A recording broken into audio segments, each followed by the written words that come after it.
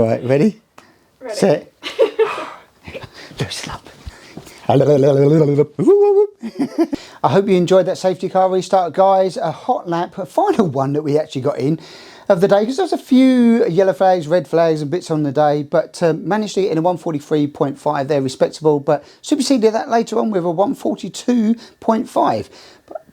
So it's held the lap record for a couple of tenths of a second when JC, John Cutmore, came in number 98 with a 142.4. So it's extremely respectable lap times around Donington GP circuit. Now, if you want to get involved in CUP200 racing, hook us up, phone call, email, come and see us at the factory, and we can talk you through the process of the CUP200 Championship. That's it, guys. Remember to like, share, subscribe. Hope you enjoyed the video. We'll catch you next time.